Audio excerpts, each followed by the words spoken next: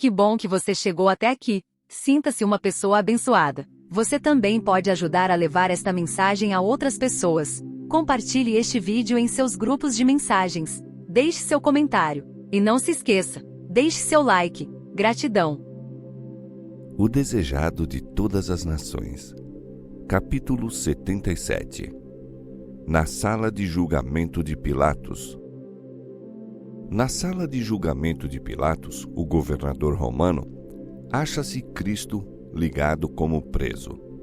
Em torno dele está a guarda de soldados e a sala enche-se rapidamente de espectadores. Logo fora da entrada encontram-se os juízes do Sinédrio, sacerdotes, príncipes, anciãos e povo. Depois de condenar a Jesus, o conselho do Sinédrio fora ter com Pilatos a fim de obter a confirmação da sentença e sua execução. Mas esses oficiais judeus não queriam entrar no tribunal romano. Segundo sua lei cerimonial, ficariam assim contaminados e, portanto, impedidos de tomar parte da festa da Páscoa. Não viam em sua cegueira que o ódio assassino lhes contaminava o coração. Não viam que Cristo era o verdadeiro Cordeiro Pascual e que, uma vez que o rejeitaram, para eles perdera a grande festa sua significação. Ao ser o Salvador levado para o tribunal, não foi com bons olhos que Pilatos o contemplou. O governador romano fora chamado à pressa de sua câmara e decidiu fazer o trabalho o mais rapidamente possível. Estava preparado para tratar o preso com o rigor do magistrado.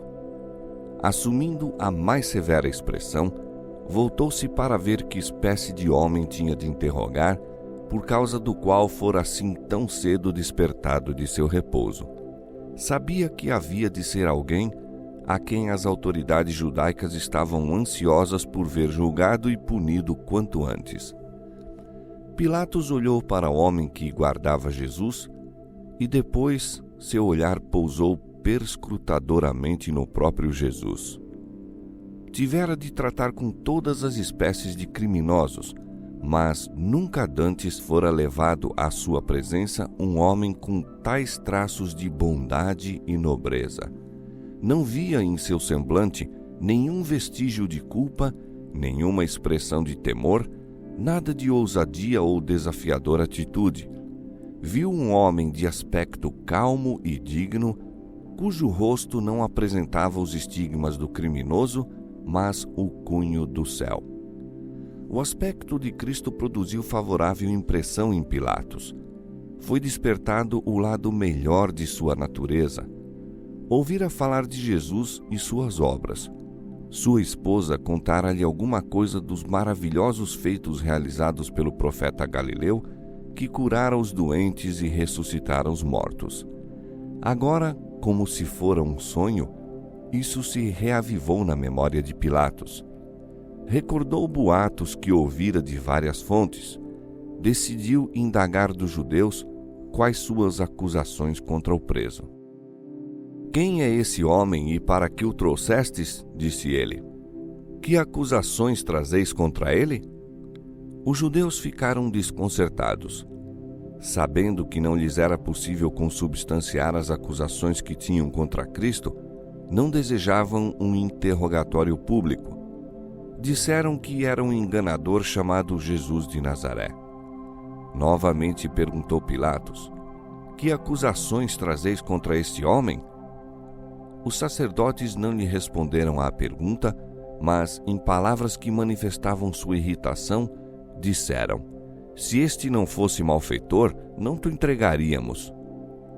Quando os que compõem o Sinédrio, os primeiros homens da nação, te trazem um homem que julgam digno de morte, haverá necessidade de pedir uma acusação contra ele? Esperavam impressionar Pilatos com o sentimento da importância deles, levando-o assim a aceder ao seu pedido sem muitos preliminares.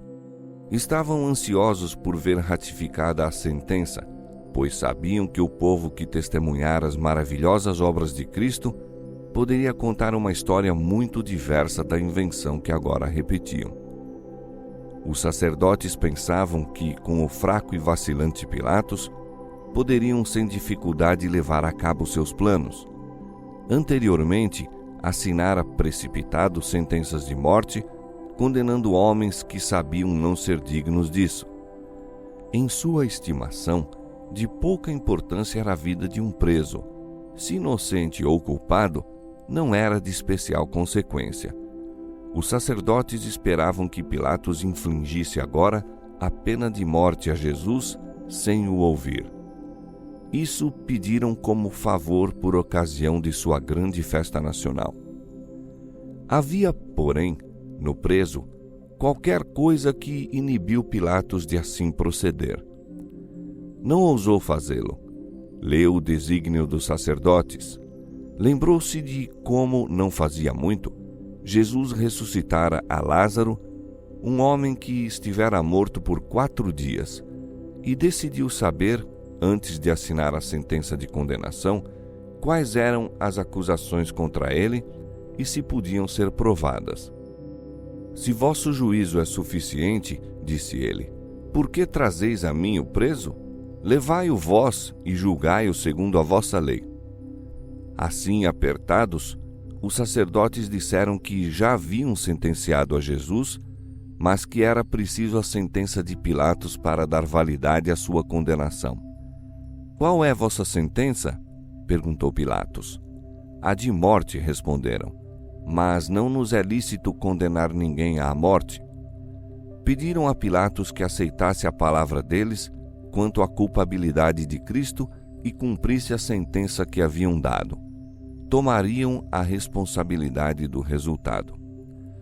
Pilatos não era juiz justo ou consciencioso, mas fraco como era em poder moral, recusou conceder essa petição. Não condenaria Jesus enquanto não fosse apresentada a acusação contra ele. Os sacerdotes encontravam-se num dilema. Viam que deviam encobrir sua hipocrisia sob o mais espesso véu. Não deviam permitir a impressão de que Cristo fora preso por motivos religiosos. Fosse isso apresentado como razão, e seu procedimento não teria nenhum valor para com Pilatos. Precisavam fazer parecer que Jesus estava trabalhando contra a lei comum. Então poderia ser castigado como ofensor político. Tumultos e insurreições contra o governo romano surgiam de contínuo entre os judeus. Os romanos haviam procedido muito rigorosamente para com essas revoltas e estavam sempre alerta para reprimir qualquer coisa que pudesse levar a uma insurreição. Havia poucos dias apenas, os fariseus tinham procurado entregar Cristo com a pergunta: é-nos lícito dar tributo a César ou não? Mas Cristo lhes revelara a hipocrisia. Os romanos que se achavam presentes assistiram ao fracasso completo dos intrigantes e seu desconcerto ante a resposta: dai, pois, a César o que é de César. Agora os sacerdotes pensaram fazer parecer que, nessa ocasião, Cristo ensinara segundo esperavam que ele ensinasse.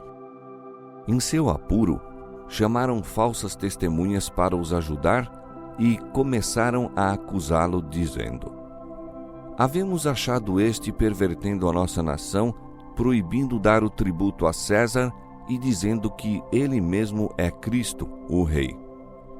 3 acusações, cada uma destituída de fundamento.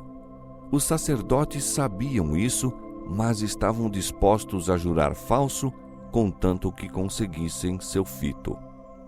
Pilatos penetrou-lhes o desígnio. Não acreditou que o preso houvesse conspirado contra o governo. Seu aspecto manso e humilde estava totalmente em desacordo com essa acusação.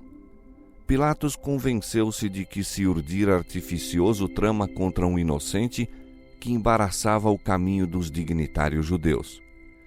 Volvendo-se para Jesus, perguntou: tu és o rei dos judeus? O Salvador respondeu: tu o dizes.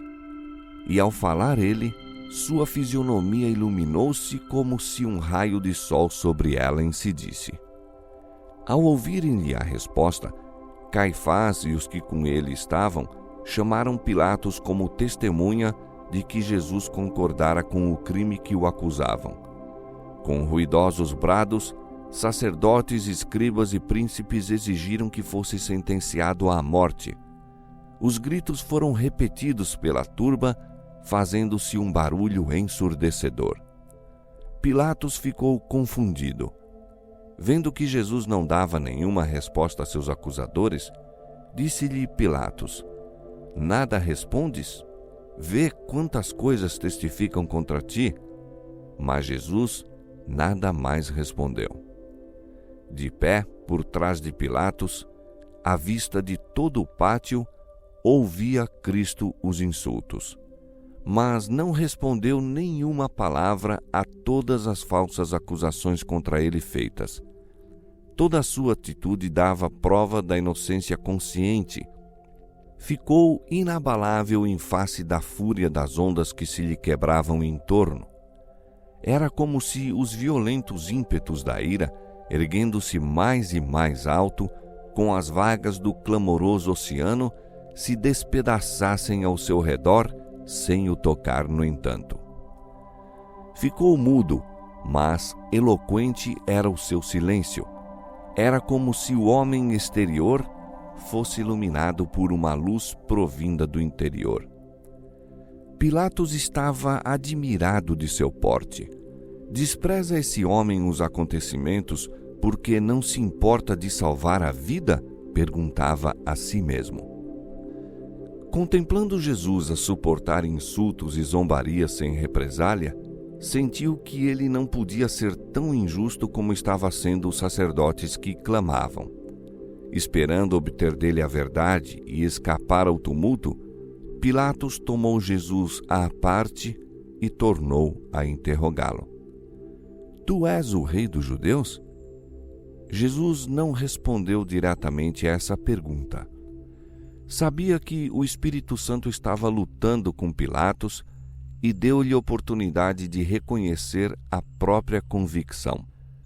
Tu dizes isto de ti mesmo? Perguntou. Ou disseram-te outros de mim? Isto é, será a acusação dos sacerdotes ou o desejo de receber luz de Cristo que motivava a pergunta de Pilatos? Pilatos compreendeu a intenção de Jesus, mas surgiu o orgulho em seu coração. Não queria reconhecer a convicção que o assaltava. Porventura sou eu judeu? Disse. A tua nação e os principais dos sacerdotes entregaram-te a mim. Que fizeste? Passara a oportunidade áurea de Pilatos. Todavia, Jesus não o deixou ainda sem luz. Conquanto não respondesse diretamente à pergunta de Pilatos, declarou abertamente a própria missão. Deu a entender a Pilatos que não buscava um trono terrestre. O meu reino não é deste mundo, disse ele. Se o meu reino fosse deste mundo, pelejariam meus servos para que eu não fosse entregue aos judeus. Mas agora o meu reino não é daqui.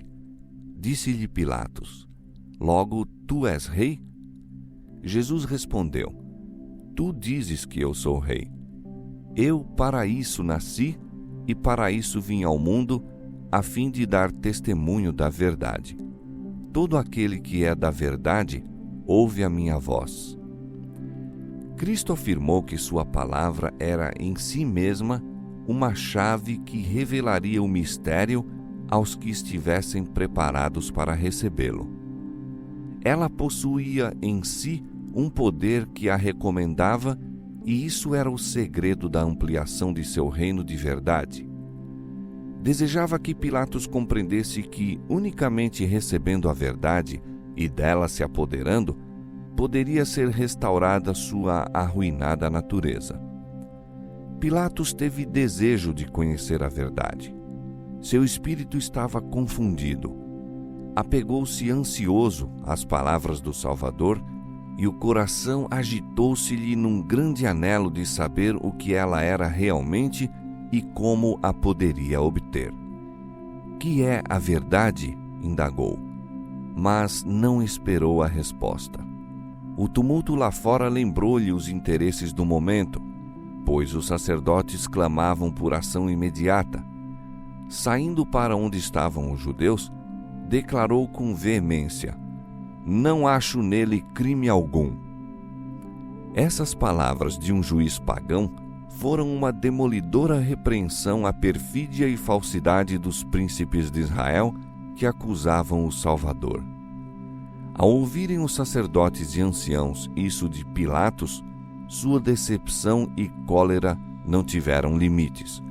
Haviam tramado e esperado longamente essa oportunidade.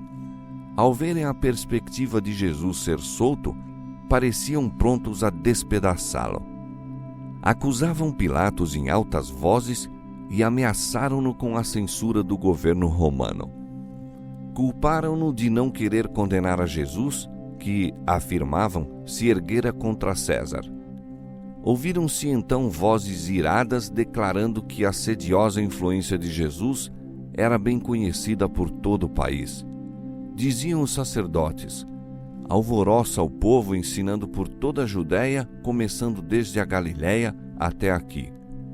Por essa altura, não tinha Pilatos nenhuma ideia de condenar Jesus. Sabia que os judeus o haviam acusado, movidos por ódio e preconceitos. Sabia qual era seu dever. A justiça exigia que Jesus fosse imediatamente solto, mas Pilatos temia a má vontade do povo. Recusasse ele entregar-lhe Jesus, erguer-se-ia um tumulto, e isso ele temia enfrentar. Ao ouvir que Cristo era da Galiléia, decidiu mandá-lo a Herodes, governador daquela província, o qual se achava então em Jerusalém.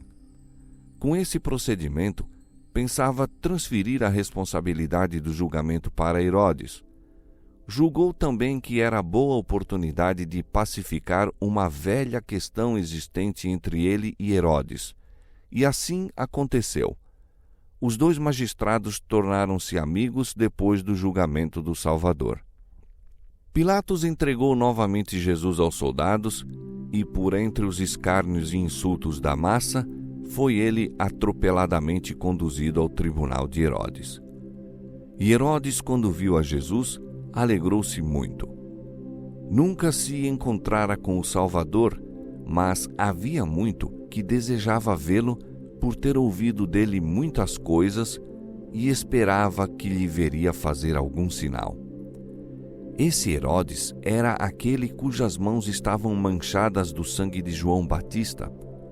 Ao ouvir falar de Jesus, a princípio ficou aterrorizado e disse: "Este é João que mandei degolar. Ressuscitou dos mortos. Por isso estas maravilhas operam nele." Todavia Herodes desejava ver a Jesus. Havia agora a oportunidade de salvar a vida desse profeta, e o rei esperou banir para sempre de sua memória aquela cabeça sangrenta a ele levada num prato. Desejava também satisfazer sua curiosidade e pensava que, se oferecesse a Jesus alguma perspectiva de libertação, faria qualquer coisa que lhe fosse solicitada. Um grande grupo de sacerdotes e anciãos acompanhara Cristo a Herodes, e ao ser o Salvador introduzido, esses dignitários, falando todos excitadamente, insistiram em suas acusações contra ele. Mas Herodes pouca atenção lhes deu. Impôs silêncio, desejando o ensejo de interrogar a Cristo. Ordenou que soltassem as cadeias de Jesus, criminando ao mesmo tempo seus inimigos de o atarem rudemente.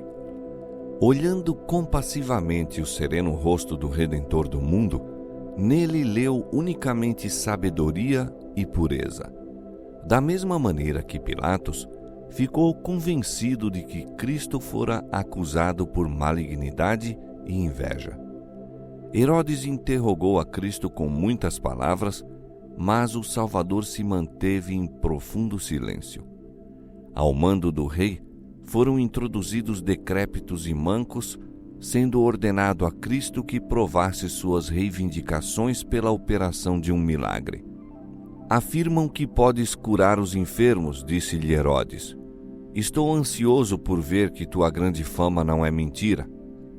Jesus não respondeu e o rei continuou a insistir. Se podes operar milagres por outros, faze-os agora para teu próprio bem, e isso te servirá para um bom desígnio. Outra vez ordenou: mostra-nos um sinal de que possuis o poder que a fama te tem atribuído. Mas Cristo era como alguém que não visse nem ouvisse. O Filho de Deus tomara sobre si a natureza humana. Devia agir como o tem de fazer o homem em idênticas circunstâncias. Portanto, não operaria um milagre para se poupar a si mesmo a dor e a humilhação que o homem deve sofrer quando colocado em condições semelhantes. Herodes prometeu que, se Jesus realizasse algum milagre em sua presença, seria solto. Os acusadores dele eram testemunhas oculares das poderosas obras feitas por seu poder. Tinham-no ouvido ordenar à sepultura que desse os mortos. Viram-nos sair em obediência à sua voz. Apoderou-se deles o temor, não operasse Jesus agora um milagre. De tudo, o que mais temiam era uma manifestação de seu poder. Essa manifestação se demonstraria um golpe mortal para seus planos e talvez lhes custasse a vida. Outra vez, sacerdotes e príncipes, em grande ansiedade, insistiram em suas acusações contra ele. Elevando a voz, declararam: é um traidor, um blasfemo. Opera milagres por meio do poder que lhe é dado por Beelzebu, o príncipe dos demônios. A sala tornou-se cenário de confusão, uns gritando uma coisa, outros outra. A consciência de Herodes estava agora muito menos sensível do que quando tremera de horror ante o pedido de Herodias para que lhe desse a cabeça de João Batista. Durante algum tempo sentira os agudos espinhos do remorso por seu terrível ato, mas suas percepções morais se tinham rebaixado mais e mais em razão de sua vida licenciosa.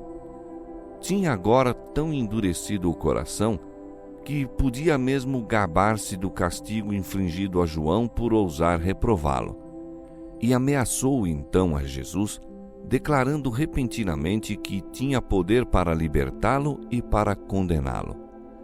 Nenhum indício da parte de Jesus dava, entretanto, a compreender que ele ouvisse uma palavra. Herodes irritou-se por esse silêncio. Parecia indicar completa indiferença por sua autoridade. Para o vão e pomposo rei, teria sido menos ofensiva uma franca censura do que ser assim passado por alto. De novo ameaçou irado a Jesus, que permaneceu impassível e mudo.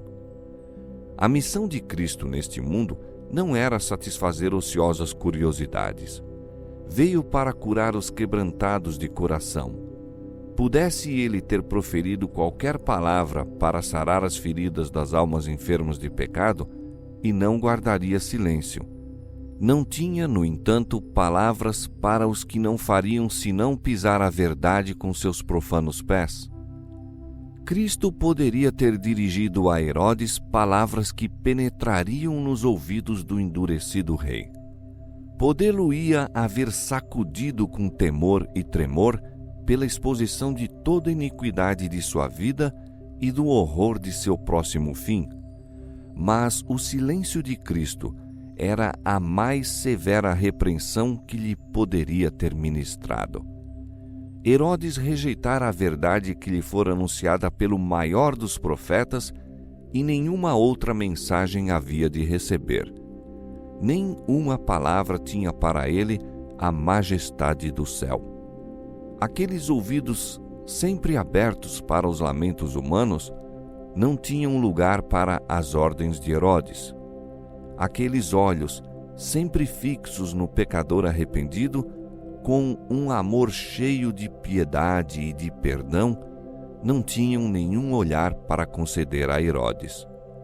aqueles lábios que emitiram a mais impressiva verdade, que em acentos da mais terna súplica pleitearam com o mais pecador e mais degradado, cerraram-se para o soberbo rei que não sentia necessidade de um salvador. O rosto de Herodes se ensombrou de paixão. Voltando-se para a turba, acusou encolerizado a Jesus de impostor. E depois para ele: se não deres prova de tua pretensão, entregar-te-ei aos soldados e ao povo. Talvez sejam bem-sucedidos em te fazer falar. Se és um impostor, a morte por suas mãos é a única coisa que mereces. Se és o Filho de Deus, salva-te a ti mesmo operando um milagre. Mal se proferiram essas palavras, e fez-se uma arremetida para Cristo. Como animais ferozes, precipitou-se a multidão para a sua presa. Jesus foi arrastado de um lado para outro, unindo-se Herodes à turba em buscar humilhar o Filho de Deus. Não se houvessem interposto os soldados romanos, repelindo para trás a massa enfurecida, e o Salvador teria sido feito em pedaços. Herodes, com os seus soldados, desprezou-o e, escarnecendo dele, vestiu-o de uma roupa resplandecente. Os soldados romanos juntaram-se nesses ultrajes. Tudo quanto ímpios, corruptos soldados, ajudados por Herodes e os dignitários judeus, podiam instigar, foi acumulado sobre o Salvador. Todavia, não perdeu sua divina paciência. Os perseguidores de Cristo tentaram medir-lhe o caráter pelo deles próprios. Tinham-no figurado tão vil como eles, mas por trás de toda a presente aparência introduziu-se, malgrado seu, outra cena que eles hão de ver um dia em toda a sua glória. Houve alguns que tremeram na presença de Cristo. Enquanto a rude multidão se inclinava diante dele em zombaria, alguns que se adiantaram para esse fim recuaram, aterrorizados e mudos. Herodes ficou convicto. Os últimos raios de misericordiosa luz incidiam sobre seu coração endurecido pelo pecado. Sentiu que este não era um homem comum, pois a divindade irradiara através da humanidade. Ao mesmo tempo que Cristo estava cercado de escarnecedores, adúlteros e homicidas, Herodes sentiu estar contemplando um Deus sobre seu trono. Endurecido como estava, não ousou Herodes ratificar a condenação de Cristo. Desejava livrar-se da terrível responsabilidade e mandou Jesus de volta para o tribunal romano. Pilatos ficou decepcionado e muito desgostoso. Quando os judeus voltaram com o preso, perguntou-lhes impaciente o que queriam que ele fizesse. Lembrou-lhes que já interrogara Jesus e não achara nele crime algum. Disse-lhes que tinham trazido queixas contra ele, mas não eram capazes de provar uma única. Mandara Jesus a Herodes, o tetrarca da Galiléia e compatriota seu, mas também ele não encontrara nele coisa alguma digna de morte. Castigá-lo-ei, pois, disse Pilatos, e soltá-lo-ei. Aí mostrou Pilatos sua fraqueza. Declarara que Jesus era inocente e, no entanto, estava disposto a fazê-lo açoitar para pacificar os acusadores. Sacrificaria a justiça e o princípio a fim de contemporizar com a turba. Isso o colocou desvantajosamente. A turba contou com sua indecisão e clamou tanto mais pela vida do preso. Se a princípio Pilatos houvesse ficado firme, recusando-se a condenar um homem que considerava inocente, teria quebrado a fatal cadeia que o ligaria em remorso e culpa enquanto vivesse. Houvesse posto em ação suas convicções do direito e os judeus não teriam ousado ditar-lhe a conduta. Cristo teria sido morto, mas a culpa não repousaria sobre ele. Mas Pilatos dera passo após passo na violação de sua consciência. Escusara-se a julgar com justiça e equidade e viu-se agora quase impotente nas mãos dos sacerdotes e príncipes. Sua vacilação e indecisão foram a ruína dele. Mesmo então, Pilatos não foi deixado agir às cegas. Uma mensagem de Deus o advertiu do que estava para cometer. Em resposta às orações de Cristo, a esposa de Pilatos foi visitada por um anjo do céu e vira em sonho o Salvador e com ele conversara. A mulher de Pilatos não era judia, mas, ao olhar a Jesus durante o sonho, não tivera dúvidas de seu caráter e missão. Sabia ser ele o príncipe de Deus. Contemplou-o em julgamento no tribunal. Viu-lhe as mãos estreitamente ligadas como as de um criminoso. Viu Herodes e seus soldados praticando sua terrível ação. Ouviu os sacerdotes e príncipes, cheios de inveja e perversidade, acusando furiosamente. Ouviu as palavras: "Nós temos uma lei e, segundo a nossa lei, deve morrer." Viu Pilatos entregar Jesus aos açoites, depois de haver declarado: "Não acho nele crime algum." Ouviu a condenação pronunciada por Pilatos e viu-o entregar Cristo a seus matadores. Viu a cruz erguida no Calvário, viu a terra envolta em trevas e ouviu o misterioso brado: "Está consumado." Ainda outra cena se lhe deparou ao olhar. Viu Cristo sentado sobre uma grande nuvem branca, enquanto a terra vacilava no espaço e seus assassinos fugiam da presença de sua glória. Com um grito de terror despertou ela e escreveu imediatamente a Pilatos palavras de advertência. Enquanto Pilatos hesitava quanto ao que havia de fazer, um mensageiro, abrindo apressadamente caminho por entre a multidão, passou-lhe uma carta de sua esposa que dizia: "Não entres na questão deste justo, porque num sonho muito sofri por causa dele." Pilatos empalideceu. Estava confundido ante suas próprias contraditórias emoções, mas, enquanto demorava, os sacerdotes e príncipes inflamavam ainda mais o espírito do povo. Pilatos foi forçado a agir. Lembrou-se então de um costume que poderia trazer o libertamento de Jesus. Era uso, por ocasião dessa festa, soltar algum preso segundo a escolha do povo. Costume de invenção pagã, não havia sombra de justiça nesse proceder, mas era sobremaneira apreciado pelos judeus. As autoridades romanas tinham preso por esse tempo um homem de nome Barrabás, que se achava com sentença de morte. Esse homem asseverara ser o Messias. Pretendia autoridade para estabelecer uma nova ordem de coisas para emendar o mundo. Sob uma ilusão satânica, pretendia que tudo quanto pudesse obter por furtos e assaltos era seu.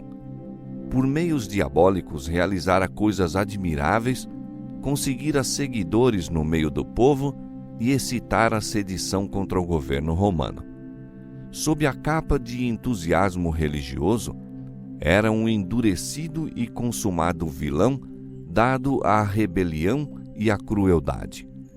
Oferecendo ao povo escolha entre esse homem e o inocente Salvador, Pilatos julgava despertar-lhes o sentimento da justiça. Esperava conquistar-lhes a simpatia para Jesus em oposição aos sacerdotes e príncipes. Assim, voltando-se para a multidão, disse com grande ardor: "Qual quereis que vos solte? Barrabás ou Jesus chamado Cristo?" Como um urro de animais ferozes, veio a resposta da turba: "Solta Barrabás!" E avolumavam-se mais e mais o clamor: "Barrabás! Barrabás!" Pensando que o povo talvez não houvesse compreendido a pergunta, Pilatos exclamou outra vez: "Quereis que vos solte o rei dos judeus?"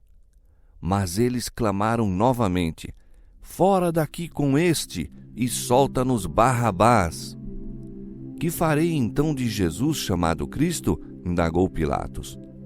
De novo, a multidão encapelada rugiu como demônios. Os próprios demônios, em forma humana, achavam-se na turba e que se poderia esperar senão a resposta: seja crucificado? Pilatos turbou-se. Não julgara que os acontecimentos chegassem a esse ponto. Recuava de entregar um homem inocente à mais ignominiosa e cruel das mortes que se poderia infligir a alguém.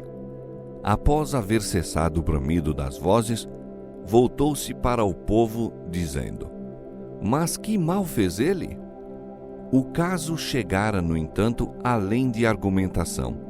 Não eram provas da inocência de Cristo o que queriam, mas sua condenação. Pilatos tentou ainda salvá-lo.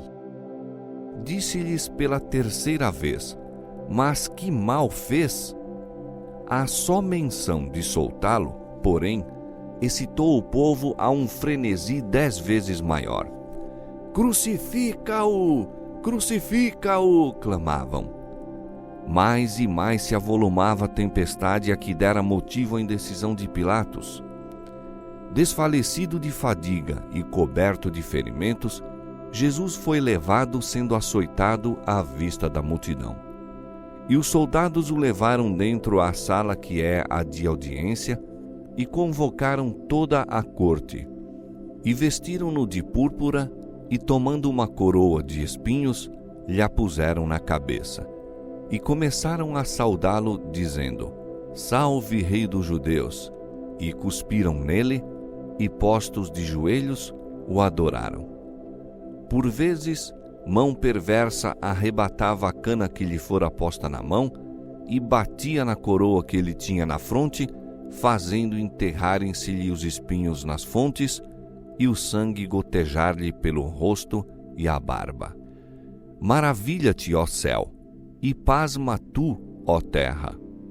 Contemplai o opressor e o oprimido. Uma turba enfurecida rodeia o Salvador do mundo. Escárnios e chufas misturam-se com as baixas imprecações de blasfêmia. Seu humilde nascimento e modesta vida são comentados pela turba insensível. Sua declaração de ser o Filho de Deus é ridicularizada e o gracejo vulgar e a insultuosa zombaria passam de boca em boca. Satanás dirigia a cruel massa nos maus tratos ao Salvador. Era seu desígnio provocá-lo, se possível, à represália ou levá-lo a realizar um milagre para se libertar, frustrando assim o plano da salvação. Uma mancha sobre sua vida humana, uma falha de sua humildade para resistir à terrível prova, e o Cordeiro de Deus teria sido uma oferta imperfeita, um fracasso para a redenção do homem. Mas aquele que, por uma ordem, poderia trazer em seu auxílio a hoste celestial, aquele que, ante uma súbita irradiação de sua divina majestade, poderia haver afugentado de sua face aquela turba aterrada, se submeteu com perfeita calma aos mais vis insultos e ultrajes. Os inimigos de Cristo tinham pedido um milagre como prova de sua divindade. Tiveram testemunho muito maior do que haviam buscado. Assim como a crueldade de seus torturadores os degradava abaixo da humanidade, dando-lhes a semelhança de Satanás, a mansidão e paciência de Jesus o exaltavam acima da humanidade, demonstrando seu parentesco com Deus. Sua humilhação era o penhor de sua exaltação. As gotas de sangue de agonia que lhe corriam das fontes feridas pelo rosto e a barba eram o penhor de sua unção com óleo de alegria, como o nosso grande sumo sacerdote. Grande foi a ira de Satanás ao ver que todos os maus tratos infligidos ao Salvador não lhe forçaram os lábios a soltar uma só queixa. Embora houvesse tomado sobre si a natureza humana, era sustido por uma força divina e não se apartou num só ponto da vontade do Pai. Quando Pilatos entregou Jesus para ser açoitado e escarnecido, julgou despertar a piedade da multidão. Teve esperança de que achassem suficiente esse castigo. Mesmo a malignidade dos sacerdotes, pensava, ficaria então satisfeita. Com penetrante percepção, viram os judeus a fraqueza de assim punir um homem que fora declarado inocente. Sabiam que Pilatos estava procurando salvar a vida do preso e decidiram que Jesus não fosse solto. Para nos agradar e satisfazer, Pilatos o açoitou, pensaram, e se apertarmos a questão até um resultado definido, conseguiremos com certeza nosso intento. Pilatos mandou então buscar Barrabás para o pátio. Apresentou depois os dois presos, um ao lado do outro, e apontando ao Salvador, disse em tom solene: Eis aqui o homem. Eis aqui vo-lo trago fora, para que saibais que não acho nele crime algum. Ali estava o Filho de Deus, com as vestes da zombaria e a coroa de espinhos. Despido até a cintura, as costas mostravam-lhe os longos e cruéis vergões, de onde corria o sangue abundantemente. Tinha o rosto manchado de sangue e apresentava os sinais da exaustão e dor. Nunca, no entanto, parecera mais belo. O semblante do Salvador não se desfigurou diante dos inimigos. Cada traço exprimia brandura e resignação e a mais terna piedade para com os cruéis inimigos. Não havia em sua atitude nenhuma fraqueza covarde, mas a resistência e dignidade da longanimidade. Chocante era o contraste do preso ao seu lado. Cada linha da fisionomia de Barrabás proclamava o endurecido criminoso que era. O contraste foi manifesto a todos os espectadores. Alguns dentre eles choravam. Ao olharem a Jesus, o coração encheu-se-lhes de simpatia. Mesmo entre os sacerdotes e principais, convenceram-se de que ele era tudo quanto dizia ser. Os soldados romanos que rodeavam Cristo não estavam todos endurecidos. Alguns lhe fixavam ansiosamente o semblante em busca de um sinal de que ele era um personagem criminoso e de temer. De quando em quando, voltavam-se e deitavam um olhar de desprezo a Barrabás. Não era preciso grande perspicácia para adivinhar o que lhe ia no íntimo. Outra vez, olhavam aquele que estava sendo julgado. Contemplavam o divino sofredor com sentimentos de profunda piedade. A silenciosa submissão de Cristo gravou-lhes a cena no espírito para nunca mais se apagar enquanto não reconhecessem nele o Cristo ou, rejeitando-o, decidissem o próprio destino. Pilatos estava cheio de espanto diante da paciência do Salvador, que não articulava uma queixa. Não duvidava de que a vista desse homem, em contraste com Barrabás, movesse a simpatia dos judeus. Não compreendia, porém, o fanático ódio dos sacerdotes contra aquele que, como a luz do mundo, lhes tornara manifestos as trevas e o erro. Incitaram a turba a uma fúria louca e, de novo, os sacerdotes, príncipes e povo ergueram aquele tremendo brado: Crucifica-o! Crucifica-o! Perdendo por fim toda a paciência ante sua irracional crueldade, Pilatos gritou em desespero: Tomai-o vós e crucificai-o, porque eu nenhum crime acho nele. O governador romano, embora familiarizado com cenas cruéis, moveu-se de simpatia para com o paciente preso que, condenado e açoitado, com a fronte a sangrar e laceradas as costas, mantinha ainda o porte de um rei sobre o trono. Mas os sacerdotes declaram: Nós temos uma lei e, segundo a nossa lei, deve morrer porque se fez filho de Deus. Pilatos sobressaltou-se.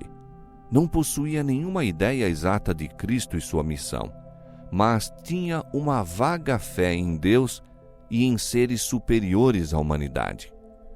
Um pensamento que lhe passara anteriormente pelo cérebro tomou agora feição definida.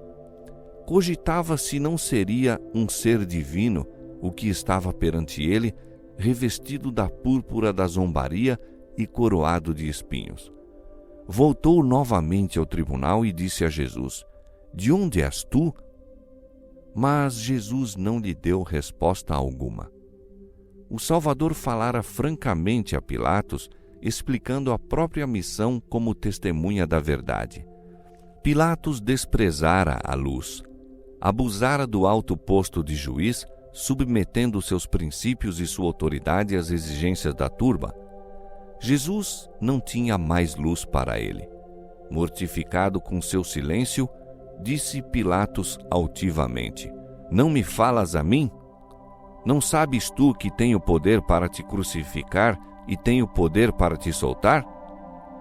Jesus respondeu: "Nenhum poder terias contra mim se de cima não te fosse dado. Mas aquele que me entregou a ti, maior pecado tem."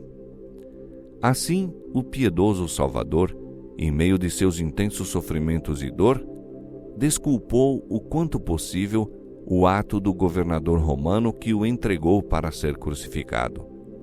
Que cena esta para ser transmitida ao mundo de século em século!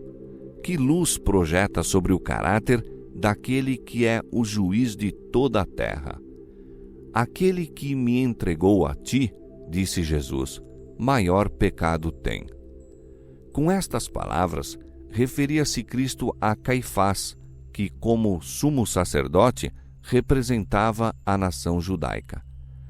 Esta conhecia os princípios que governavam as autoridades romanas. Tivera luz nas profecias que testificavam de Cristo, bem como dos próprios ensinos e milagres dele. Os juízes judaicos receberam inequívocas provas da divindade daquele a quem condenavam à morte e, segundo a luz que tinham, seriam julgados.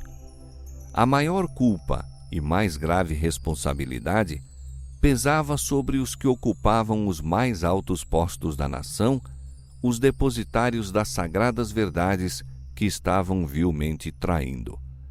Pilatos, Herodes e os soldados romanos ignoravam relativamente o que dizia a respeito a Jesus. Pensavam agradar aos sacerdotes e príncipes maltratando-o. Não tinham a luz que a nação judaica recebera em tanta abundância. Houvesse essa luz sido dada aos soldados, e não teriam tratado a Cristo tão cruelmente como o fizeram. Outra vez propôs Pilatos soltar o Salvador. Mas os judeus clamavam, dizendo: "Se soltas este, não és amigo de César." Assim pretendiam esses hipócritas ser zelosos da autoridade de César. De todos os adversários do governo romano, eram os judeus os mais terríveis. Quando lhes era dado fazê-lo com segurança, mostravam-se os mais tirânicos em impor suas exigências nacionais e religiosas. Em querendo, porém, levar a cabo qualquer cruel desígnio, exaltava o poder de César. Para consumar o aniquilamento de Jesus, eram capazes de professar lealdade ao governo estrangeiro que odiavam. "Qualquer que se faz rei é contra o César", continuaram. Isso era tocar num ponto fraco de Pilatos. Ele estava suspeito ao governo romano e sabia que tal notícia constituía a ruína para si. Sabia que se os judeus fossem contrariados, sua cólera se voltaria contra ele. Não recuariam diante de coisa nenhuma para realizar sua vingança. Tinha diante de si o exemplo da persistência com que buscavam a vida daquele a quem aborreciam sem causa. Pilatos assentou-se então no tribunal, no assento do juiz, e tornou a apresentar Jesus ao povo, dizendo: "Eis aqui o vosso rei." De novo se fez ouvir o furioso brado: "Tira, tira, crucifica-o!" Numa voz que se podia ouvir até longe, Pilatos perguntou: Hei de crucificar o vosso rei? Mas de profanos e blasfêmios lábios partiram as palavras: Não temos rei senão o César. Escolhendo assim um governo pagão, apartara-se a nação judaica da teocracia. Rejeitara a Deus como rei. Não tinha daí em diante mais libertador. Não tinha rei senão o César. A isso os sacerdotes e doutores levaram o povo. Por isso, bem como pelos terríveis resultados que se seguiram, eram eles responsáveis. O pecado de uma nação e sua ruína eram devidos aos guias religiosos. Então Pilatos, vendo que nada aproveitava, antes o tumulto crescia, tomando água, lavou as mãos diante da multidão, dizendo: Estou inocente do sangue deste justo, considerai isso. Com temor e um sentimento de condenação própria, olhou Pilatos ao Salvador. No vasto oceano de rostos levantados, unicamente o seu estava sereno. Parecia fugir-lhe em torno da cabeça uma suave luz. Pilatos disse consigo mesmo: Ele é um Deus. Virando-se para a multidão, declarou: Estou limpo de seu sangue. Tomai-o vós e crucificai-o. Mas notai isto, sacerdotes e príncipes: eu o declaro justo.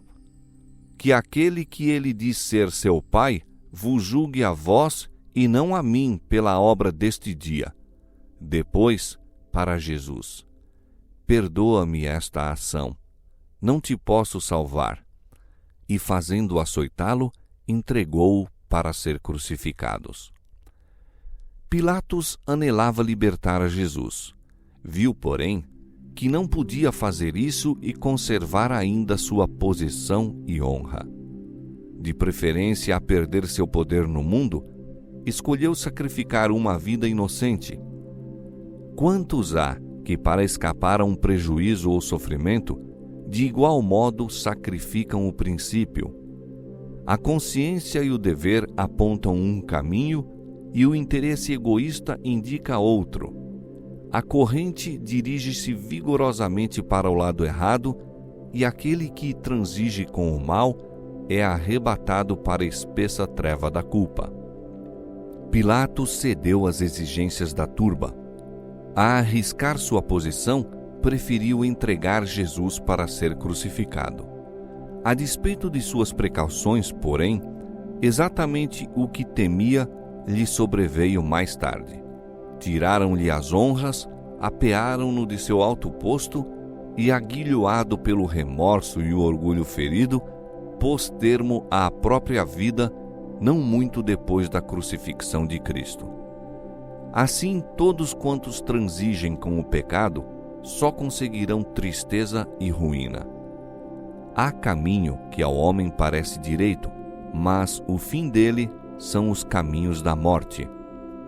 Quando Pilatos se declarou inocente do sangue de Cristo, Caifás respondeu desafiadoramente: o seu sangue caia sobre nós e sobre os nossos filhos.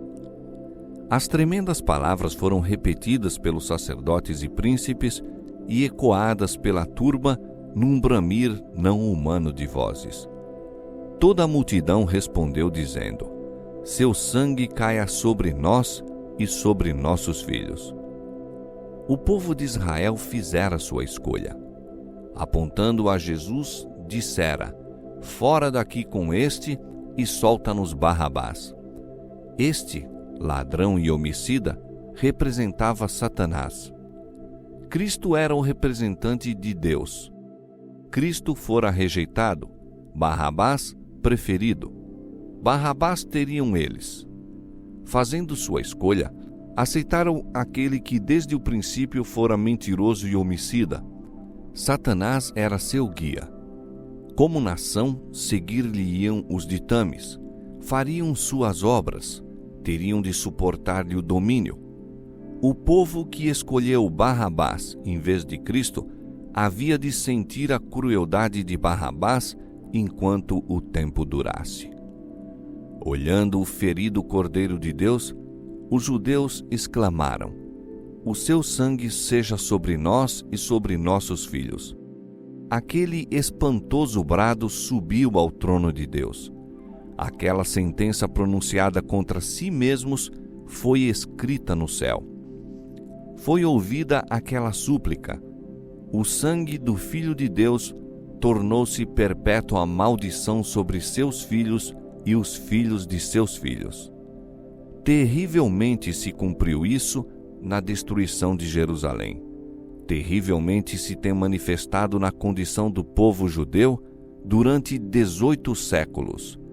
Um ramo cortado da videira, um morto e estéril ramo para ser colhido e lançado no fogo. De terra para terra, através do mundo, de século em século, mortos em ofensas e pecados. Terrivelmente será aquela súplica atendida no grande dia do juízo. Quando Cristo volver de novo à terra, não como preso rodeado pela plebe, hão de vê-lo os homens. Hão de vê-lo então como o Rei do céu. Cristo virá em sua própria glória, na glória do Pai e na dos santos anjos. Miríades e milhares de anjos, os belos e triunfantes filhos de Deus, possuindo inexcedível formosura e glória, hão de acompanhá-lo. Então se assentará no trono de sua glória, e diante dele se congregarão as nações. Então todo olho o verá, e também os que o traspassaram. Em lugar de uma coroa de espinhos, terá uma de glória, uma coroa dentro de outra. Em lugar do velho vestido real de púrpura, trajará vestes do mais puro branco, tais como nenhum lavandeiro sobre a terra os poderia branquear. E nas vestes e na sua coxa estará escrito um nome: Rei dos Reis e Senhor dos Senhores. Os que dele zombaram e o feriram, ali estarão. Os sacerdotes e príncipes contemplarão novamente a cena do tribunal. Cada circunstância há de aparecer diante deles como se escritas com letras de fogo. Então os que rogaram: o seu sangue caia sobre nós e sobre nossos filhos, receberão a resposta à sua súplica. Então o mundo inteiro saberá e compreenderá.